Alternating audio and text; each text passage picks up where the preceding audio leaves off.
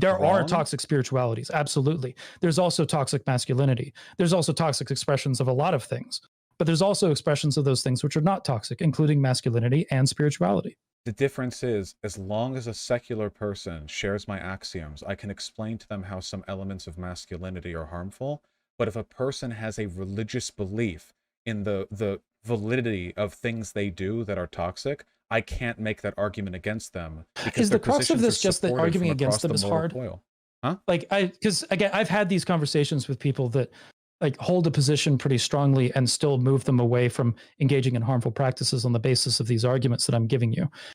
Okay, at the end of the day, I've been able to do this. You can and theoretically you're just saying it's hard, so you don't want to. Like, it's just this is really strange. It's always possible because people are irrational. So even if a person has a logically consistent metaphysical belief in God telling them to kill the whores, you can still pull them out of that if you, I don't know, hit them in the head hard enough or give them ice cream or something.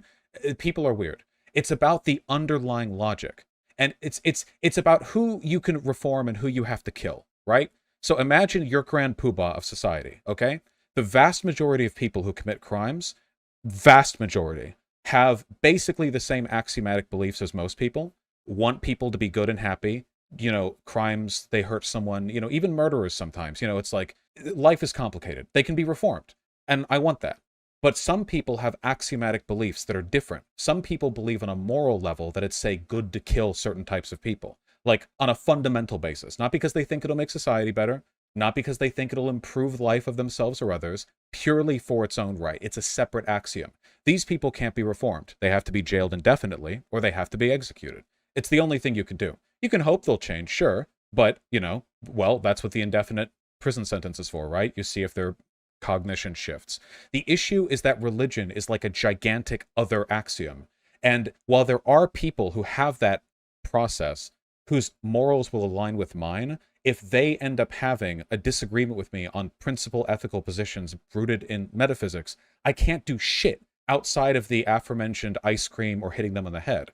That's like really dangerous socially. It's dangerous for a person to be able to say, I think we should be able to kill black people, and to have internally a bulletproof, literally unarguable justification for it. You can't argue them out of that position because their position is completely internally consistent. They don't think that because it'll make the world better. They think it because their God told them that's what's right. You can't convince them out of that. You can hit them on the head, or you can give them ice cream.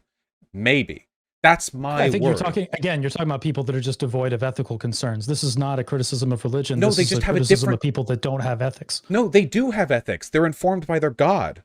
Or that maybe they have ethics, but their ethics are malformed in some way. Right? Okay, like, but the malformed... We're talking about malformation of ethics. Religion malforms the ethics. You can criticize those things on an ethical level without saying that, you know, religion bad. This has been a slippery slope conversation where, like, they have religion, therefore they could XXXX. No, and it seems to be the crux of your point. It doesn't matter even if they don't do that. It's not a slippery slope. It starts at a plateau and stays there. It's being religious opens you up to supernatural arguments. If it starts at a plateau and stays there, then you have to argue this is a commonality with everybody who's religious at that point, which I don't think that you can do. No, just because religion necessarily entails a breach in axiomatic vulnerability doesn't mean that that unethical behavior will be demonstrated in all of them. It's a numbers game. It's like imagine that it's always you're basically bad. arguing now religious people can't be ethical. No, I'm not. It's okay. No, then what are you doing? Because that's what it sounded like. It's a problem. So go for it. It's like having a hole in the house. It's like imagine you took every house in America and you're like, okay, it's bad to have a hole in your roof, like a little hole, maybe the size of a finger, you know? There are going to be houses that are in great condition that have that hole in their roof. And there are going to be houses in shit condition that have non-leaky roofs. But it's always bad to have the hole in the roof. And sometimes that hole being in the roof means that after a rainstorm, the interior of the house can flood. And that's that. It's always bad to have the hole in the roof. But that's not me saying that, like, it's impossible for a house to be good if it has the hole in the roof, or that it'll always lead to disaster or anything like that. It's just, it's a vulnerability that can lead to problems with no potential upside. It's just It's just a bad vulnerability in our cognition. It's just a fault. It's like another cognitive bias, right? Tons of people have basic cognitive biases, like gambler's fallacy or like sunk cost fallacy. We adopt these, we internalize them. It's always bad to have them, but lots of people are fine and successful in spite of having them, right? Like you want to get rid of those. But I can make rational arguments in favor of getting rid of those logical fallacies. The religious thing is self-justifying, which is the real issue. So when we're talking about like the hole in the building, right? For me, that hole in the building, you're talking about the house with respect to being like one's worldview, and the hole is going to be spirituality, which allows other things to sneak in, right? Yeah, because you're allowing superstition to affect your reasoning. All right, well, we can call the hole superstition, and then we're going to be more or less on the same page. But superstition, from my perspective, is going to be akin to toxic religiosity. No, okay, then not superstition. Any religiosity of any right. It's a spiritual God belief, that kind of thing. Any right? spiritual, anything, so, tarot cards, horoscopes. Your position is going to be that, but that's where we're just going to be disagreeing, because we're talking past each other at that point. Because you're holding that religion is bad axiomatically, basically. Yes. Right. And that's not. I don't think that that's productive. You don't have an argument for that. But I've been supplying. It's just axiomatic. No, it's axiomatic in the sense that it's a defiance of a basic axiomatic principle I hold relating to truth, which is, yes, I believe we should root our beliefs in empirics. Right, so then it's not an axiom. You're justifying it in some way, but the justification seems to be related always to toxic expressions of spirituality and not spirituality in and of itself. Not all holes You're just in the blaming roof lead the spirituality. To problems. But you never want the hole in the roof, even if it doesn't always lead to the flood. You're just calling religion the hole in the roof in the analogy. And I think it's disanalogous at that point. Because you're opening yourself up to supernatural justifications for ethical and empirical positions, which is the problem. So if you open yourself up to that, that is an additional vulnerability. This is like non-empiricism bad, basically. But in order to get to empiricism, you have to hold non-empiricism positions in the first place. Yes, there's a whole conversation in philosophy about how being empiricist only winds up being a self-defeating position. And I acknowledged right off the bat, axioms are unjustified. I'm appealing to that. I'm not trying to get you in a gotcha with that. I'm appealing to that. We agree on that already, right? So when you're saying that, like, the problem with this is that that there's an acceptance of things that are not empirical. We've already agreed that that's a base issue that we all have to deal with in order to explore things in the first place. I think to summarize basically where I'm at on that perspective. I think that if you're going to be engaging with spirituality, there are certain assumptions that you're going to be making about your experiences in order to explore spirituality. People are going to be doing that, and you can engage with that in a healthy way or an unhealthy way. And toxic religiosity is going to be when you're exploring that in an unhealthy way, and religiosity that lives within these ethical constraints, right? Where you're not engaging in your religion in a way that is unethical, is going to be a more healthy manifestation of religiosity. Basically, and we should be fighting for that and not against everybody who's religious. Okay, here's the problem. It feels like you have a bunch of people who are just going about their lives, living a nice secular life, and then you walk in and you're like, I've got a deck of cards right here. Look at this. I will do whatever the deck of cards tells me to do. And it's 52 cards. And 50 of them tell you to do like normal good things. And 2 of them tell you to like rape and murder. And you're like, okay, yeah, and you're just like randomly flipping through them and you just do whatever the cards say. And when people inevitably confront you on the consequences of your newfound life decision, you're like, look, overwhelmingly, these cards tell me to do good things, you know? Right. The problem we is should have a conversation about whether or not those cards should be in the deck at that point. And that's when you get into religious reform. I don't think you can make that argument with religious people, because once a person believes in the existence of a god, once a person is open to supernatural arguments, they're open to them holistically. If you're religious, this is a regular argument. This is a regular conversation within heathenry where we're talking about, like, when you get into the Folkus crap, and they're saying that because thing X existed in history with Vikings practicing it or whatever, right? And then they say, because that was the case, we should still be doing it now because we're trying to revive the tradition and act in accordance with it, right? That's an argument that these kind of people will make. However, one of the things that I'm pushing back on that with personally, and I know a lot of other people who do the same thing, are saying, look, just because something exists in history is not justification enough to say that we should revive it absolutely. The people in the past did slavery. Christians in the past did slavery. Vikings in the past did slavery and all that other kind of shit. We can revive the traditions without bringing with it all of its toxic bullshit. So you can remove the toxic bullshit because it's toxic bullshit and continue engaging in the traditions. What you're trying to do right now is make a logical argument. The problem is we're talking about religion. It's rooted in irrational and I have superstition. seen effect to it in my activism on that issue. Yeah, people can be moved, but it's a weakness that doesn't need to exist there. And they move because they move. By the way, they're wrong to do it. If there's a Christian who believes that whites are ordained better than blacks by God, and you convince them that's not the case, they're demonstrating weakness, because metaphysically they have as strong a justification for that position as you do for secular human racial equality. The only real ethical, logical solution to that conundrum should be both of you drawing pistols. But because people are weak and culturally influenced, people with grounded, logically consistent religious arguments for horrible things move over due to peer pressure, which is kind of part of what I want to do, except with all of it. Because I don't think we get any benefits from this particular mode of understanding the world. I don't believe in any of this superstitious stuff, and I don't think you derive any truth from it. All of the criticisms that you've been offering me in this conversation are with respect to toxic spirituality. No, they're with spirituality in general. And I think that these are the arguments that I want to make. Criticizing toxic religiosity, in addition to being a different argument, and not one that I believe in, would be like super cucked. Like, oh, yeah, guys, I don't have an issue with all religion. It's just like, I don't like it when Christians say other people are worse than them. Mega cucked. I can feel... Why is that cucked? Because it's a lie. It's inauthentic. I don't have an issue with just that. I get that it's not like in line with what your intuitions are currently. No, that's with why my I'm trying position. To make an argument against it. Don't denigrate it. It's not my intuitions. It's my position. It's my ethical framework. And yeah, it's not. What is your ethical framework? Okay, all right. Well, in this case, that religion and supernatural thinking is bad. If your argument is against religion broadly, then sure. It's just that you should be examining. All right, we have religious people.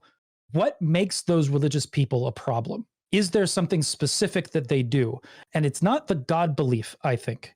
The thing that they're doing, that when it manifests in something that is harmful, is when you have these supremacy narratives, fundamentalism, extremism, authoritarianism. Okay. Right? And when those are manifest within those religiosity, that's when you get toxic. What you're saying is that you should only be concerned with holes in your roof if you live in areas that have a monsoon season. Like, that's how I feel. I feel like I'm saying, hey, guys, you should have watertight roofs. And you're like, hold on. It's saying that you can't have like a fundamentalism with respect to like a drizzle. I think that when you get with Christianity, I think that you can have Christians in your movement and still criticize Christianity for its authoritarian tendencies. And I think that you can even find probably criticisms of my own religion if you're going to be operating on that standard, because there are authoritarian expressions of heathenry, and we should talk about those things, and we should be finding ways to fight them. But saying that religion bad is not going to be an effective thing in order to lower those toxic behaviors. Okay, I agree that in terms of reaching religious people and trying them to lower their toxic behaviors, it's not that effective. But again, that's also not my goal. I'm not the kind of... I'm not... There are people out there who are infinitely better equipped to take religious people with toxic beliefs and try to like corral them into a less toxic set of beliefs. But first of all, I'm not educated on religion at all, so I don't even have the skill set for that. And second of all, it would be disingenuous for me to do that. It would I would feel like I'm like gritting my teeth and leading people down, like, because I don't want to, like, I don't want to, like, it would be like, I feel like I'd be telling people engaging in self-harm, like, hey, maybe try doing smaller cuts and further from the artery. I would feel like I'm cucking myself. I would feel like I'm... Yeah, I get that you would feel like that. I'm trying... if you want to get in some education on the matter, I'm happy to help. However, I think that the way that... If you're saying, like, self-admittedly, not super educated in this matter, right? And then also engaging in a narrative, well, all of it's bad. Yes. Right? Like, that's a position that you're coming from, admittedly, ignorance at that point. No, it's like I'm against being stabbed, but I'm not familiar with every type of knife ever made. Yeah, and I think that's disanalogous, because what we've been talking about, like, there are productive usages of knives and there are toxic usages of knives, among them stabbing. Okay? And religion is going to be one tool that people use in order to explore the world in themselves, and there are toxic ways of using it. I think that if you're going to build the analogy, it should not be with the action, but with the tool. I agree that the analogy is not completely analogous, but I stand by the sentiment of the analogy, which is that I feel though my lack of education on the specifics of religion is not related to my broader philosophical issues against it. There's nothing I could learn about religion that would change my mind on this. It's disconnected from that. It's a completely separate issue. I just dislike superstition or whatever you want to, religious thinking, unjustified metaphysical presuppositions, anything like that, anything like that. But that's the realm of philosophy. Religion is just one way in which people do that. I think you dismissed philosophy like way too quickly. And I think because philosophy is how you combat these problems. And this is what I've been arguing for since the beginning of this conversation, that if you're going to, ethics is a subset of philosophy as well. So is religion, so is science, and so on. Philosophy is a grand, ever-touching thing. I saw a funny meme with respect to this. It was like a woman walking like 30 dogs, and the woman was philosophy, and then all the dogs were like biologies. I agree. I have a great respect for philosophy. I'm not one of those like scientists. I feel like when you say that's philosophy, though, it's the sign that you're starting to dismiss it and then move on into another part of the narrative. No, I mean, my beliefs are rooted what you should in philosophy. Be doing. They're rooted in an anti-metaphysical position. Right, but it's not about the specifics of religion. Like any specific I could learn about religion wouldn't, even if all throughout human history religion had done nothing but good for the world, I would still hold this position. Though, admittedly, that would be a very different that would be world. Anti-empirical.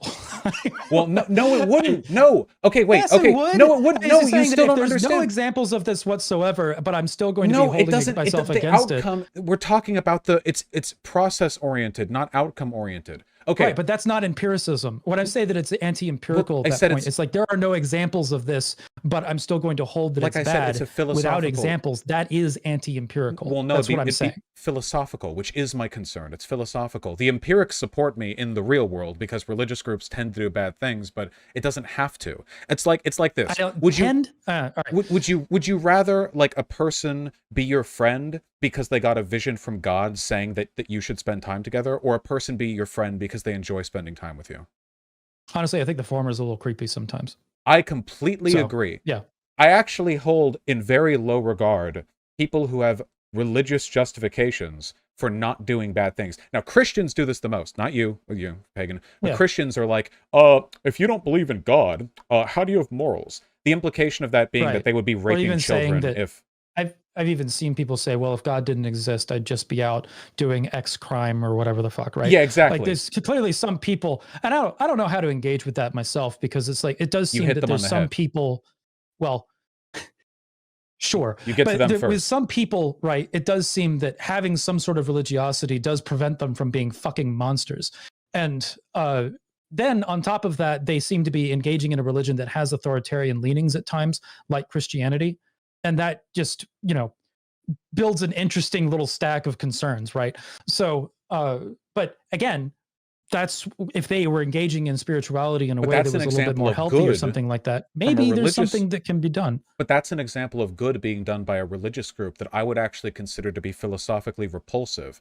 Even if the outcome is good, the process that led to it, rule utilitarianism, blah, blah, is a destructive one. So you can imagine like a small town in like 19th century America where the church is the center of the community and the church does good, like feeds the homeless, shelters people, like, I mean, really like good, like you would look at that and go good. But then it's like they're doing it because they think they'll go to hell if they don't. And looking at that, and you can, I mean, it can be like a toxic authoritarian, whatever, but looking at that, I'm thinking there are good outcomes here, but there's something about the process they're arriving at that makes me deeply uncomfortable, which is why I say even if religion had only ever led to good things, I would still have these criticisms. But you're a consequentialist. I'm a rule utilitarian. I still have to care. So I don't believe this could... well, actually, okay. You were just talking about consequentialism a second ago, and it was just like, with respect to the human sacrifice example, and now all of a sudden the consequence doesn't matter. It's the process that we got there. And well, I'm okay with the process of sacrificing one person to save like 300,000 people a year. That's a good ratio. But well, no, I mean we do this if you take a group of like 20 like West African endemic like biologists or whatever, like some of them are going to die of disease. My view of the human sacrifice angle from what you're talking about is similar to what your view is of the good church, right? Like there's something about it that doesn't ring right. Well, that's Probably an in a similar outcome way to what you're criticism thinking. I don't know why you're versus not seeing it on process the human criticism. sacrifice element, though. Well, But it's an outcome criticism whatever. versus a process criticism. Anyway, if religion had only ever led to good You don't think things, it's a process criticism of human sacrifice? no, mine is a process criticism of. Oh, it's just utilizing a different criticism. Okay. There would be a process criticism of the human sacrifice thing. It's just that you're not waiting for it. Yeah, well, I guess, right. I mean, it would depend on, like, the normalization of that logic. Though it's worth pointing out that if there is a god that can end malaria if you give them one human sacrifice, that might be a god you kind of have to do human sacrifices to. There might be something about that power dynamic between us and that entity that might kind of necessitate that relationship, unfortunately. But again, I view that as I don't know. You get into whether or not you should worship unethical gods or something like that, and that's a whole nother philosophy. At that point, I mean, they could crush the world, right? I don't know how much of a choice you get. You're ants in their little ant farm past the point. At that point, it's, since we're not giving human sacrifices in that context, it's clear that that's not the reality that we're living in. Like, we're not. That's not a. Well, I'm not religious. That's not where so we I are. agree. So yeah, I mean, I'm religious, but not in a way that would manifest that kind of conclusion. So I if agree you with you. believe, You could get somebody who's religious to that, but we would be talking about a toxic religion at that point. but the in my Norse opinion. literally believed in Ragnarok, did they not? Complicated question. Well, not, you actually. no, It's- you it's- can't. That's like the one big thing they wrote on. You can't be like, okay, well, we're not going to take that part. All right, so the Ragnarok thing, and we can get into like the ethical concerns of Ragnarok or whatever the fuck. They're going to kill right? all humans in Midgard because they're having a dick waving contest.